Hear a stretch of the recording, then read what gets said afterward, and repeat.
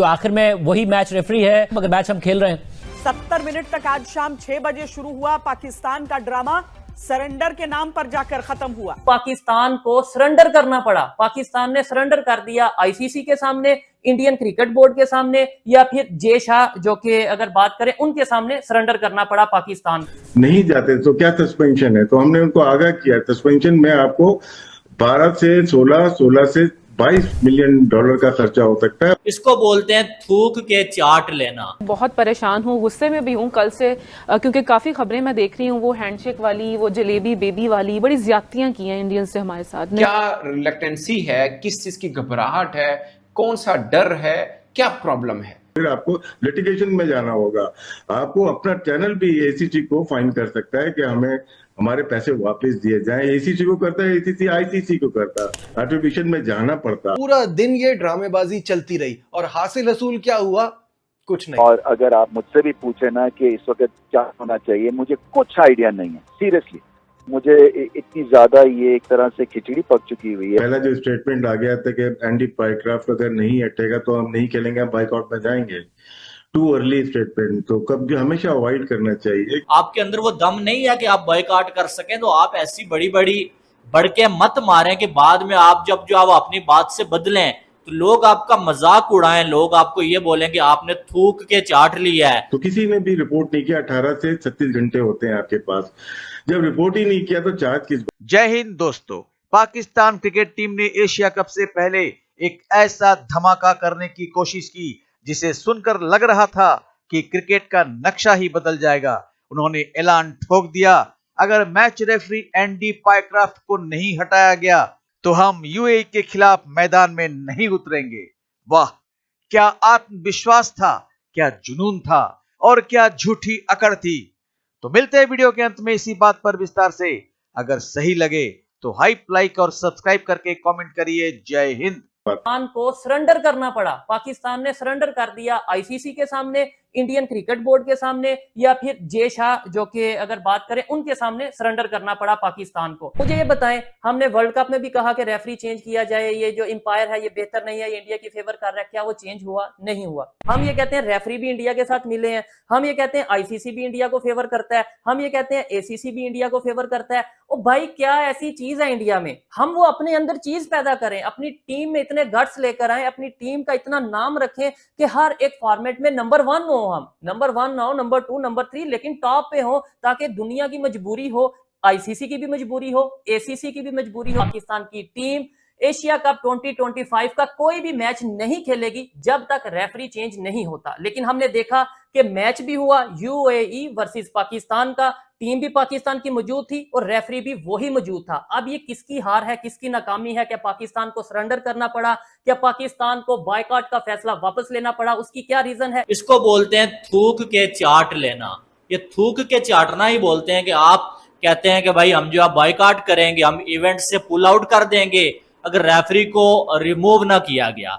जब आईसीसी ने रिजेक्ट कर दिया कि भाई हम तो ऐसा नहीं कर सकते, हम रेफरी को रिमूव नहीं कर सकते, फिर आपने ये डिमांड रखी कि अगर रिमूव नहीं कर सकते तो पाकिस्तान के मैच में रेफरी को चेंज कर दिया जाए, और आईसीसी ने ये डिमांड मानने से भी इनकार कर दिया और रेफरी को पाकिस्तान के मैच में चेंज नहीं किया।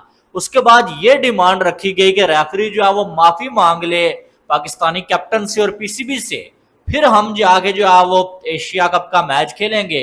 और सुनने में आ रहा है कि ये वाली डिमांड भी रिजेक्ट हो गई है, लेकिन पीसीबी आखिर में जो है वो मान गया है कि भाई चलो क्रिकेट का नुकसान होगा तो हम जो है मैच खेल लेते हैं।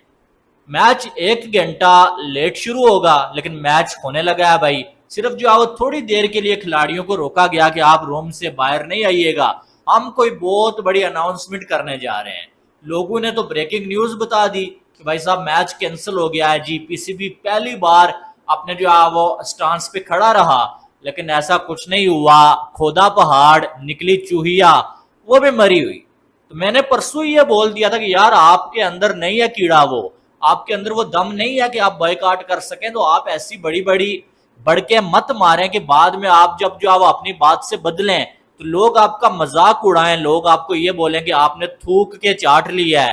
लेकिन आपने नहीं सुना, आपने इतनी बड़ी बड़ी बड़के मारी, हम पुल आउट करेंगे। अवाम को आपने पाकिस्तानी जज्बाती कर दिया, अवाम अब वेट में थी कि यार बॉयकॉट होगा और आप मैच खेलने के लिए राजी हो गए हैं। तो इससे अच्छा यह है कि पहले ही इतनी बड़ी बड़ी बड़के ना मारें ताकि जो बाद में आपको इतनी जिल्लत ना बर्दाश्त करनी पड़े। अब आपकी एक भी डिमांड नहीं मानी गई और आप जो है मैच खेलने के लिए भी तैयार हो गए हैं। यही एशिया कप में हुआ, आपने बोला इंडिया नहीं आएगा तो हम हाइब्रिड मॉडल नहीं जाएंगे, एशिया कप कैंसिल कर देंगे। इंडिया नहीं आया, आईसीसी और एसीसी ने आपको दब करवाई, आप वहां पर भी मान गए। चैंपियंस ट्रॉफी हुई तो इंडिया नहीं आया, आप वहां पर भी हाइब्रिड मॉडल के लिए मान गए। अब जो है वो आपने यहाँ पर स्टांस लिया, लोगों ने समझा यार जो है वो इस बार पीसीबी खड़ा रहेगा, लेकिन नहीं भाई, आप तो जो है वो 2 मिनट नहीं खड़े रह सके। आप वो भी आपकी जो डिमांड थी नहीं मानी गई और आपने फिर भी जो है वो मैच के लिए तैयार हो गए हैं। तो मुझे खुशी है कि मैच हो रहा है, ठीक है, क्योंकि मैं इसके हक में ही नहीं था कि बॉयकॉट करें आप। लेकिन बात यह है कि इतनी बड़ी बड़ी बातें किस लिए की आपने?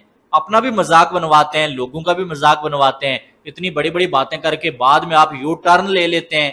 भाई बात करने से पहले सोचो कि भाई आईसीसी को कौन चला रहा है? जेशा चला रहा है। जेशा कौन है? इंडियन है। और एक इंडियन जो है वो अपने मुल्क के खिलाफ कैसे जाएगा? वो नहीं जाता है, हमें मालूम है। उसका मुल्क गलत भी होगा ना, वो फिर भी नहीं जाएगा अपने मुल्क के खिलाफ, वो आपको ही जो है वो दब करवाएगा। तो फिर आप किस उम्मीद पे जो है वो आईसीसी से ये डिमांड रख रहे थे कि भाईजान जो है वो रेफरी को चेंज किया जाए? वो तो रेफरी वैसा का वैसा है, चेंज रिमूव करना छोड़ो, उसको चेंज भी नहीं किया गया है, उसने माफी तक नहीं मांगी है। और वो जो है वो अब जो है मैच में जो है वो वही काम करेगा जो पहले करता हुआ आया है। तो पीसीबी का क्या मुंह रहा? हमें मालूम है कि हैंडशेक नहीं हुआ, पाकिस्तान की इंसल्ट की गई, ये सारी बातें सूर्या कुमार यादव ने जो प्रेस कॉन्फ्रेंस की, लेकिन उसका जवाब ये नहीं था कि आप जो है जिद पकड़ लें, रेफरी को चेंज करें। आपने सूर्या से जवाब मांगना था, आपने बीसीसीआई से जवाब मांगना था, आपने आईसीसी के सामने अगर प्रोटेस्ट करना था, आपने वो करना था कि यार बीच में पॉलिटिक्स आ गई है, ये हुआ वो हुआ। आपने अगर कुछ करना था तो आप बीसीसीआई के अगेंस्ट प्रोटेस्ट कर सकते थे, सूर्या कुमार यादव के अगेंस्ट कर सकते थे कि यार हमारे ऊपर इल्जाम लगाया गया, हमें टेररिस्ट बोल दिया गया बातों ही बातों में। लेकिन आपने वो नहीं किया, आप एक रेफरी के पीछे पड़ गए। और रेफरी के पीछे पड़ने का भी कोई फायदा हुआ? बिल्कुल फायदा नहीं हुआ। आपने हमेशा की तरह बड़ी बड़ी बातें की और उन पे अमल आपने किया ही नहीं, आप उन पे खड़े ही नहीं रह सके। और इस तरह से क्या होता है, आपका मजाक तो बंद। तो दोस्तों, हकीकत यह रही कि यह धमकी बम 70 मिनट भी नहीं चला। आईसीसी ने पाकिस्तान की मांगों पर सीधी सख्त लकीर खींच दी। न कोई रेफरी हटेगा, न कोई नियम बदलेगा। खेलना है तो खेलो, वरना बाहर का रास्ता पकड़ो। बस फिर क्या था, पाकिस्तान की पूरी शेर वाली दहाड़ मिनटों में म्याओ म्याओ में बदल गई। जिस टीम ने चिल्ला चिल्ला कर कहा था हम मैच नहीं खेलेंगे, वही टीम 70 मिनट बाद मैदान में उतरने को तैयार हो गई। लगता है इज्जत और पैसे की जंग में पैसा ही असली कप्तान बन गया। अब सवाल उठता है, पाकिस्तान की टीम सच में क्रिकेट खेलने आई है या ड्रामा कंपनी चलाने? धमकी देने का टाइम मिल गया, लेकिन हिम्मत से टिकने का टाइम नहीं मिला। आखिरकार जिनके क्रिकेट फैसले भी पैसे के तराजू पर तौले जाते हैं, उनसे और उम्मीद भी क्या की जा सकती है? तो कह सकते हैं पाकिस्तान का धमकी बम इतना खोखला निकला कि एशिया कप में मैच शुरू होने से पहले ही उसका फुस होना पूरी दुनिया ने देख लिया। यहां एक और सोचने वाली बात यह है कि पाकिस्तान को भारत से जुड़ी क्रिकेट संबंधित कोई भी बात हजम ही नहीं होती। यहां भी उसने वही शुरू किया था। पाकिस्तान में क्रिकेट में लड़ाई करने तक की हिम्मत भी नहीं बची है, इसलिए वो अपना झूठा घमंड दिखाने के चक्कर में अपना तमाशा बनाकर फजीहत करवा लेता है। भारत से तो तुम सीधा सीधा जीत नहीं सकते, इसलिए मूर्खों की तरह बातें फैलाते रहते हो। तुम अब मैच रेफरी को अपने हार का कारण बनाने में लगे हो, नारे लगाने लगे हो कि मैच रेफरी एंडी पायक्राफ्ट को हटाओ। पायक्राफ्ट भारत के खिलाफ फैसला नहीं देता। पाकिस्तान, तुम्हारे मैच्योरिटी पर हंसी आती है, जरा इंसान तो बन जाओ यार। तो मिलते हैं अगली वीडियो में, तब तक जय हिंद, जय भारत।